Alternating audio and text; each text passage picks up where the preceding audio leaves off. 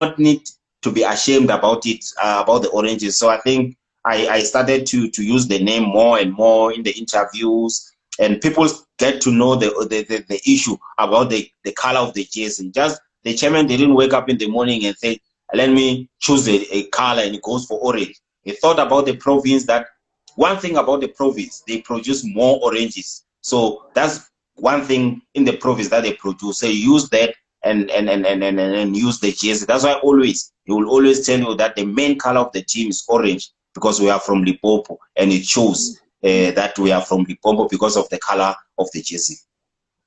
No, true, Vusi. Then from Polokwane City, you took a flight to Cape Town, to join Cape Town City. How did that happen? Yeah.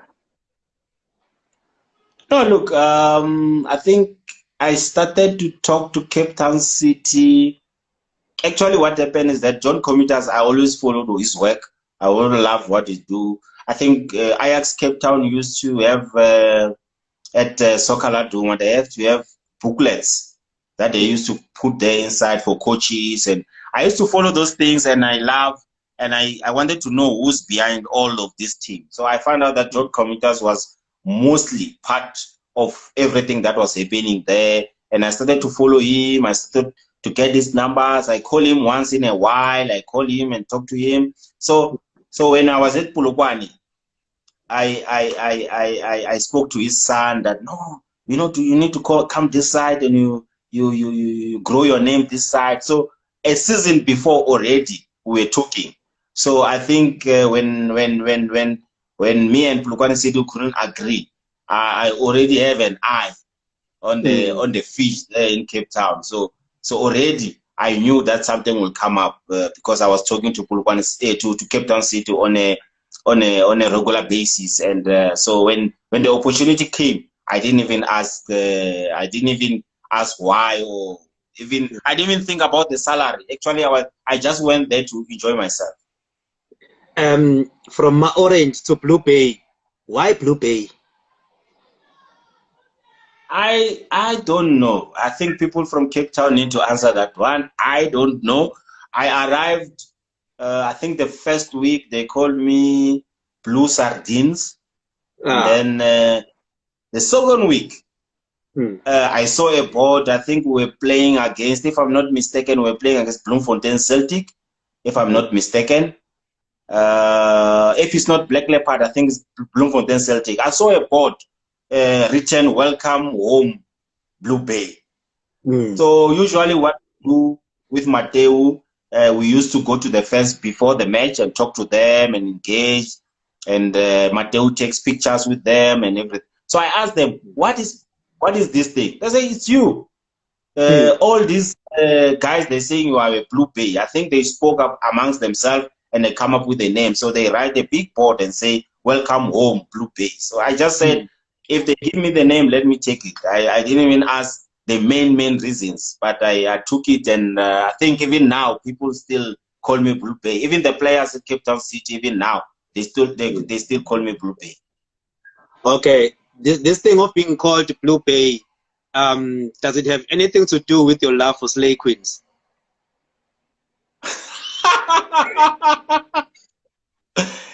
There's one thing about me. Let me tell you. You see, what I do on social media is for me to attract people. I will do anything to make sure that people turn my attention on me. I mean, I will like any picture of any woman, and I will create something that is not even there. Some of these ladies I don't even know. I never met them. I just want something to create confusion and everything. I have a private life. I won't even discuss my private life with anyone.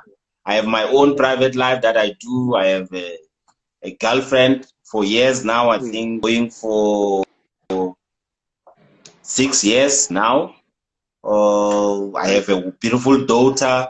So the other things that I do, I just do them for fun. That's why I don't mind. I can even talk to 5 ladies on their walls at the same time. There's nothing. There's nothing. If you're, I mean, whoever can ask most of the ladies. I don't do the DMs. I don't do the DMs. I talk on the wall. Mina, you know me. I talk on the wall, and it's end there. So as long as my baby girl understand and my girlfriend understand, I'm good. You don't do DMs, Vusi? No. DMs. I only let me tell you now. You so that you understand. The only people that I do DMs, it's when we're talking about the team. Yes, we're talking about the team. They ask about the information. I will answer the DMs. Yes, I will answer and give information out. I try to answer as many as DMs as I can, but you'll never hear me proposing a woman on a DM. That one will never happen. No, we understand, Vusi. Your love for Bonang, where does it come from? Your love for Bonang. No, man. Yeah. No.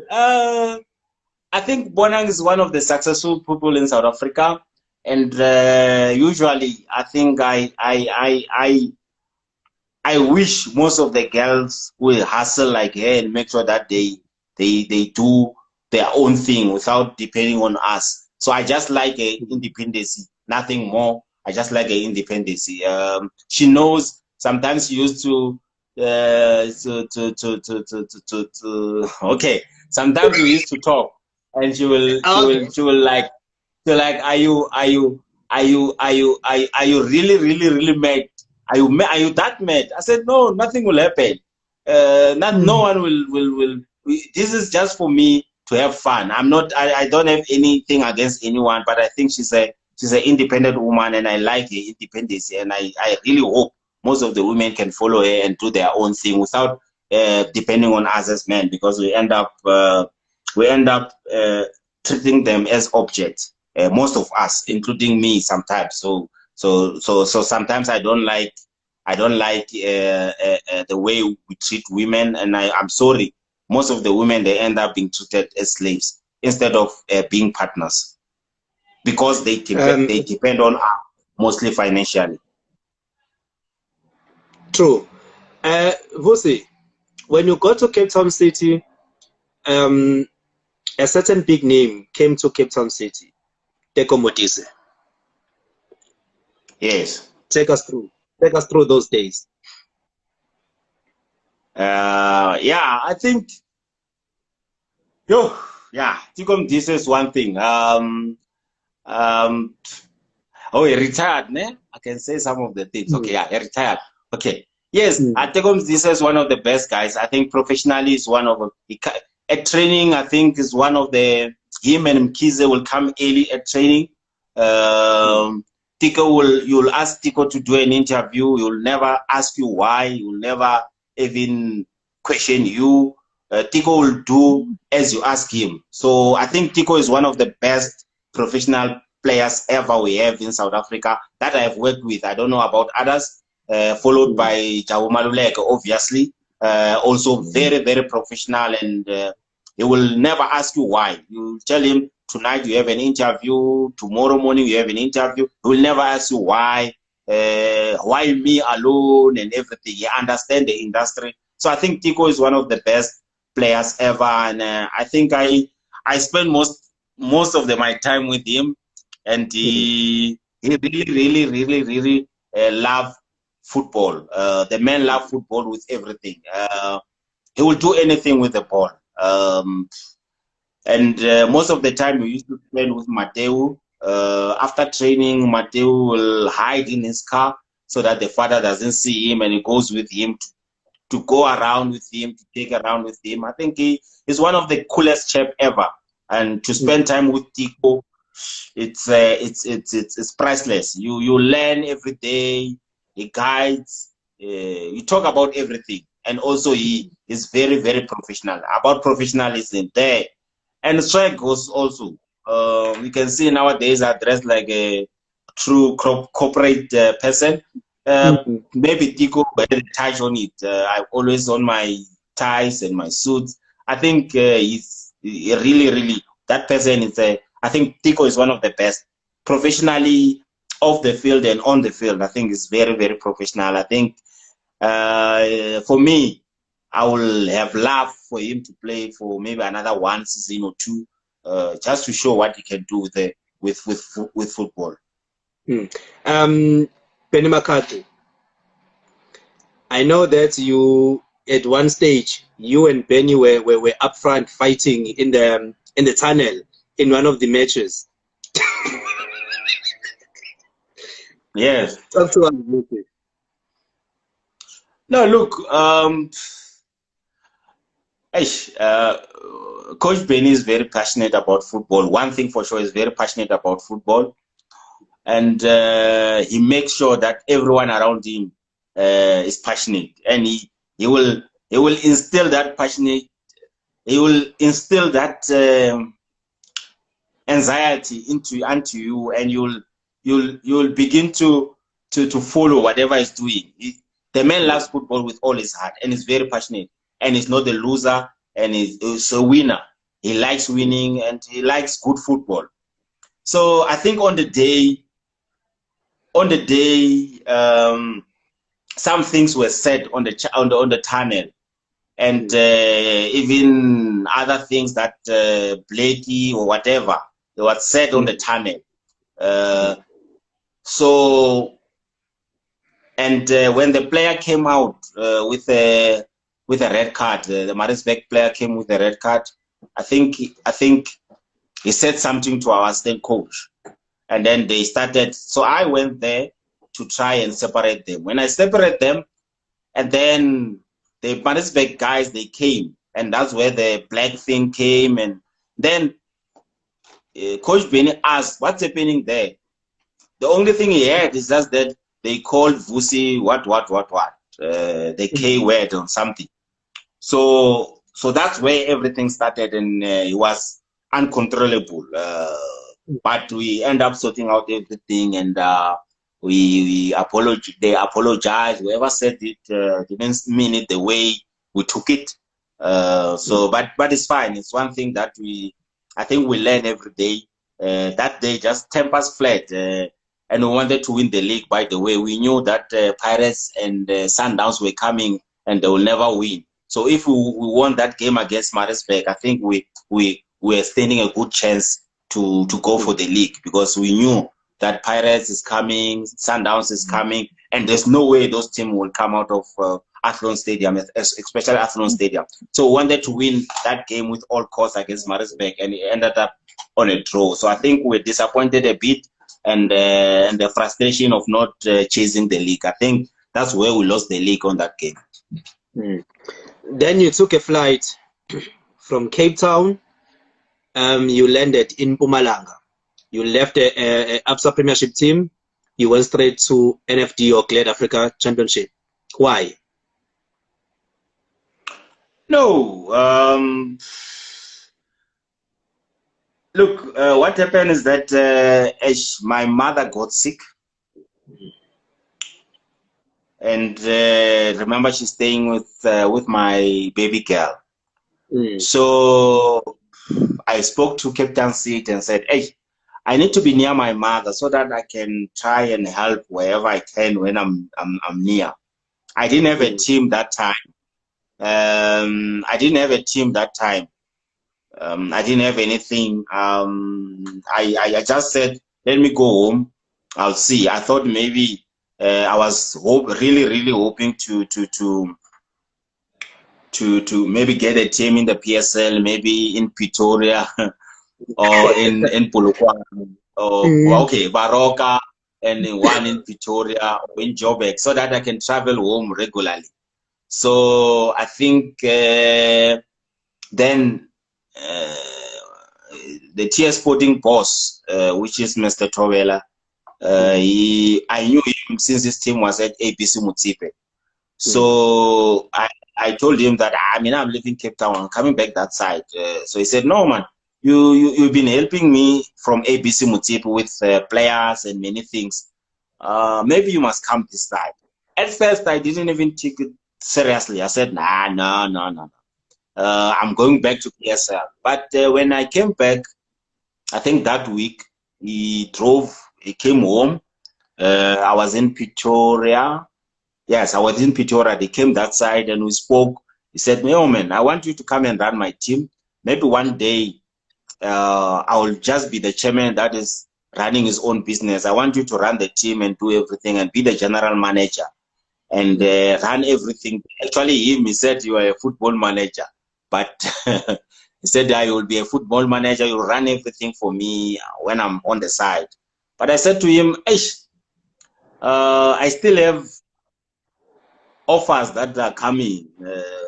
But the man he showed me his plan, his village. He showed me the plans for the future and everything. So I think he made me to want to come to TS Sporting because already I was talking to to some teams around the country to move this side. Not necessarily around Victoria, but around South Africa. I was speaking to a couple of teams because I wanted to come this side. It's either Gauteng or Mpumalanga. So in Mpumalanga, there's no PSL team. So obviously, it's Limpopo and Gauteng. I was willing to go those side, one of the teams there. So I think he convinced me to come this side. So I just made a decision there that now let's fine. Let me join this guy and try to see what he want me to do. So I arrived and I started working, and I think I'm learning every day with a new role. It's not easy. It's very difficult. I'm still at the office. Usually, when on a busy day, we knock off at 8 or 9 with the chairman and trying to work everything. That's why we try to do everything and try to be professional, try to be to grow the brand. Actually, the main fact is to grow the brand and make sure that the team one day finds itself at PSL. Vusi, as a football man, why do you think NFD teams are always looking at signing players who are known as PSL rejects? No, look, you NFD is about promotion. Let's not even hit around the bush. NFD is about promotion. So teams, some of them, they think when you get 2-3 players from PSL, you can add with some few youngsters and you'll get promoted. But it's not all players that play PSL that can come in and give you immediate results. Some of them, they are just playing for salaries. They are playing just to feed their family. They are not passionate anymore. But not all of them. Some, they come, they fight, they make sure that the team gets promoted. But others, they just there to get the salary, and they're scared. Some of them, they're even scared that if you get promoted, you might not renew their contracts and everything. So it's a difficult situation for everyone. Even the coaches, they like working with players that they know. Most of the coaches, especially South African coaches, they don't want to work. They don't want to work with a project where you say, I'm gonna work with players until they get what I want. They want ready-made players so that they can get immediate results. And usually it backfires and they don't get promotion. If you can look at NFT, only the cycle of coaches that get teams. I'll talk about Stellenbosch. Steve Barker did it before with Amatax. Owen Dagama did it before. Silver Stars, yeah. So it's a cycle of people of people. Usually there's no new person who comes in and do it. But if you have time to build a team, to implement your own facility, your own ways or style of play, whatever, I think it will take time, even 2-3 years, you build on it, and you, with younger players, hungry players, I think you can achieve it. A team like Baroka, they did it because they were having young, hungry players. They did it once. They did it, and then they got it. So depending on where you are and the mentality of the players that we have, I think it's not that easy to have the combination of older players or with new players and so-called former reject. Some of them, they come hungry and they do it, and some, it's a repetition of everything. The same coach that did it last year might come back and do it again because he knows the formula, he knows the combination. Even Steve Barker didn't use most of the experienced players or so-called rejects, but he used unknown players. Most of them were unknown, but he did it, and he did it so nicely. With Baroka also, they did it so nicely with a huge gap because they knew what they wanted. They built people. They didn't know that Baroka has been there for in the ABC Mutipe. I don't know. They failed promotion at ABC Mutipe, I think 2 times, and the 3rd time they won it. So it's not easy. They didn't just come. So they knew to get promoted is not easy. How you keep it in the PSL is something else. But to get promoted is not easy. But it's easy when you get promoted from ABC for SAB League to ABC Mutipe to NFD. Then you know the formula of getting promoted. So I think with time, with the new coaches that are coming in, I think we can look at the future and say maybe one day we'll have a team of mostly with youngsters that will get promoted to the PSL with youngsters, and they sustain the same status. Yes, you'll need the experience there and there, but maybe they will sustain the status with most of the unknown players. One of the darkest days in your football career, Vusi, you got suspended for 6 months. What did you do? No, look, that story it's written all over. What happened? We were playing in against Tax in Pretoria. After the game, usually you greet referees and you greet them and you shake hands and everything. So I went down there and I greeted all the referees and then the assistant referees, and then with the referee, I told the referee that, hey, the assistant, hey guys, you did well, what nice game, but you were, hey, today, you were not that good. You are not, your decision are not convincing. You did bad actually, but I said it in Sotho, so in I think it's not nice that way. On the in English it's more nicer. So on the Sotho one, it's not that nice. So I think the man they didn't do it well. And then when he went past me, look at me and said, and insulted my mother. So because we lost the game 4-2 after leading 2-0, and then with some offside decisions and handball penalties and what. So I was not in a good mood. So I followed him and I said, "What did you do?" He said, "No. What did you do?" He said, "What can you do? You won't do anything. What?" And then he started talking. Then I lost my temper, and I was having a Powerade in my hand. I just sprayed him with that Powerade on his face. Yeah, it was a small baptism.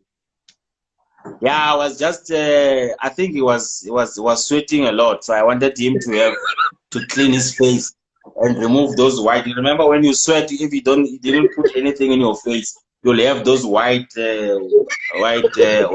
salt in your face. So I was trying to clean those salts. Okay, no, with the Powerade, Vusi. No, I get it. Vusi, when fans on social media start linking you with certain teams, how do you normally deal with those kind of text or tweets or DMs? It's very difficult because some of the things might be true. You find that you are still talking to a team and someone put it on a wall, and then you don't know how to respond. Sometimes I keep quiet, sometimes I laugh, sometimes I comment, I say something. But it makes me to feel like maybe these guys, they see something in me that I don't see myself, and sometimes I need to appreciate it. And that's why when they do it on a DM, I answer them and try to be honest. Sometimes I try to hide the truth, but I try to be honest as I can, even if they can take it to the wall. But I'm trying to be honest. And I know there are teams that we've been talking for years, and I will never know. The future will never know the future, what will happen. But I've been talking with teams, the same two teams that the people talk about. I usually